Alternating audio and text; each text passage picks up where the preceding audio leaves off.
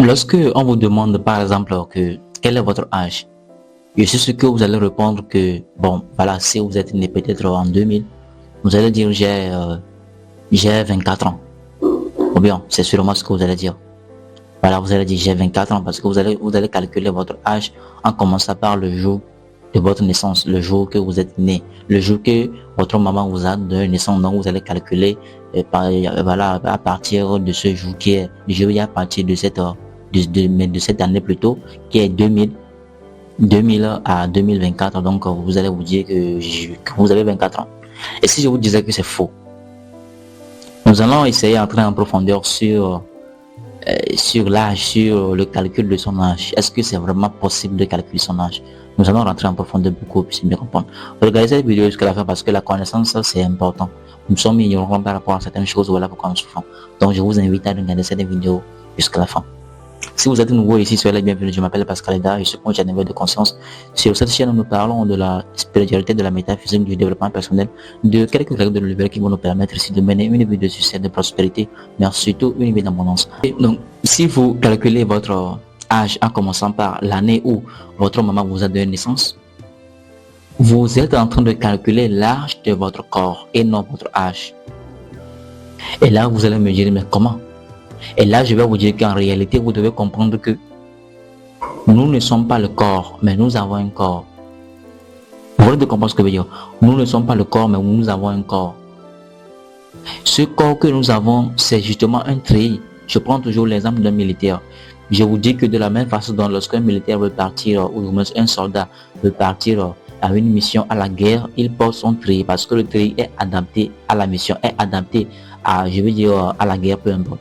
Maintenant, après la fin de la mission, lorsqu'il va rentrer à la maison, est-ce que le soldat va encore porter son treillis à la maison? Non, il doit enlever son treillis parce que sa mission a déjà pris fin.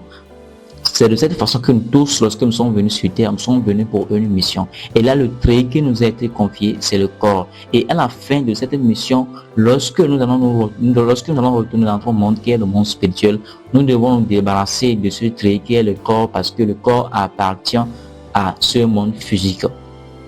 Le monde spirituel n'a pas besoin du corps.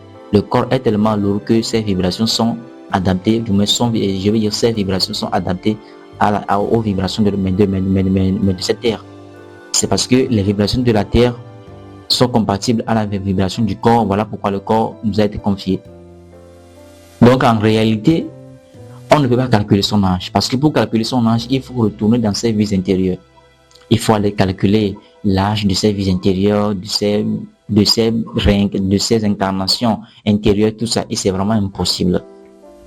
Vous voulez comprendre ce que je veux dire? Parce que ce n'est pas nos parents qui nous créent, ou du moins ce n'est pas nos parents qui nous donnent naissance en quelque sorte. Nos parents donnent naissance à notre corps. Et après tout, nous pénétrons le corps là pour accomplir certaines missions. Vous voulez comprendre? Parce que Dieu a donné à la femme l'usine de fabrication du corps humain. Et il a donné à l'homme les outils nécessaires pour pouvoir fabriquer le corps humain.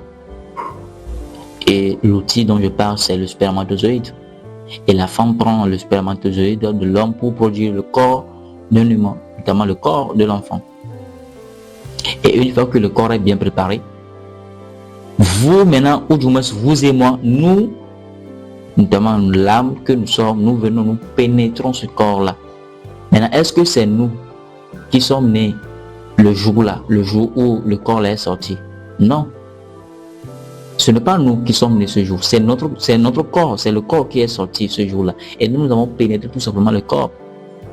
Donc quand on calcule son âge en commençant par la date où le corps là est sorti, où voilà, notre corps est sorti, nous sommes en train de calculer l'âge de notre corps et non notre âge. Voilà pourquoi je dis souvent que vous allez voir même dans certaines familles, il y a même certains enfants qui dépassent leur papa en âge. Il y a certains enfants là qui dépassent leurs parents en âge. C'est-à-dire que votre propre enfant vous dépasse en âge. Et vous allez vous dire que voilà, que c'est impossible. En fait, c'est que c'est votre corps qui lui dépasse en âge. Votre corps dépasse votre enfant en âge, bien sûr, puisque votre corps a été créé bien avant son corps. Mais lui, il vous dépasse en âge parce que l'âme qu'il est, peut-être qu'il a eu des vies intérieures qui vous dépassent. Il a eu à faire plusieurs réincarnations. Voilà pourquoi vous allez voir certains enfants qui sont remplis de sagesse. Un enfant, mais il vous parle, vous vous dites, c'est quoi ça? Mais c'est un vieux ou pas?